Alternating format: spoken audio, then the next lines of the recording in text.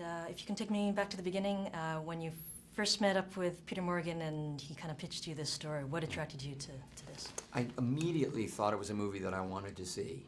I thought it would be fresh, original.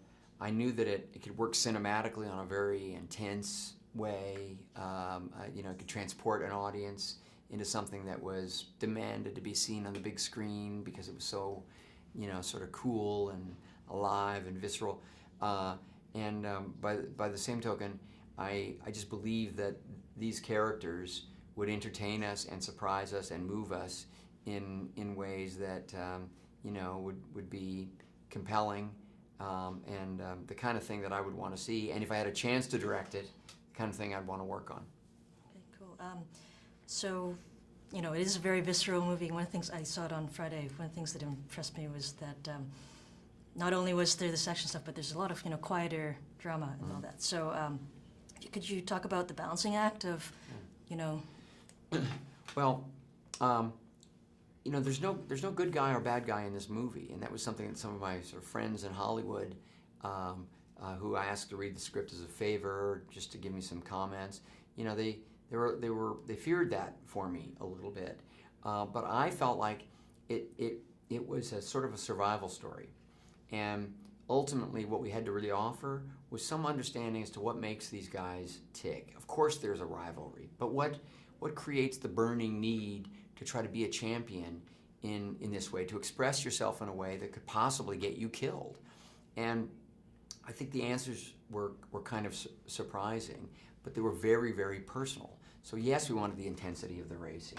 Yes, we wanted the recklessness and the outrageousness of the 70s to be reflected, but we did need those quiet moments. Is where the relationships with the women in their lives were, of course, so important, because that's a place where these men, would drop the mask, and we could gain some additional insights.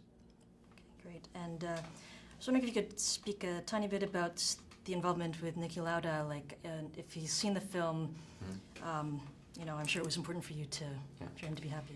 Well, early on, I flew to Vienna with Peter Morgan and met Niki Lauda. Peter already had a relationship with him and had already written the script.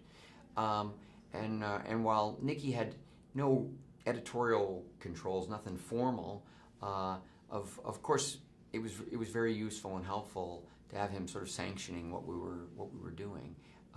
It was fascinating because I realized immediately that something that wasn't apparent in the script, even though the language was great and written in a way that sounded very much like Niki Lauda, I didn't understand the humor of the man. I didn't understand the wit, this sort of dry, sometimes really hilarious delivery that he had. So I came away from that meeting, really excited and believing the movie could entertain us all in a number of ways. When he finally saw the movie, he was very thrown by it at first, because he's the kind of forward-thinking guy that doesn't really want to look over his shoulder, and particularly at some of the really intense things, this accident that he came back from that scarred him, and I think it threw him. Now he's seen the movie another couple of times, and he really loves it, and appreciates the authenticity, thinks we've captured the spirit of his life, his relationship with James, the world around him, in truthful ways, and so it's very gratifying.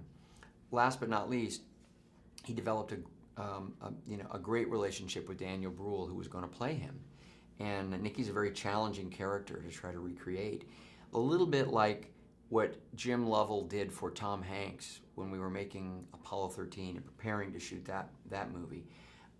Ultimately, Niki Lauda was able to do for Daniel Bruhl, and I think that gave Daniel not only a lot of access and insight, but a lot of confidence too. Excellent. Thank you so much for your time. You bet.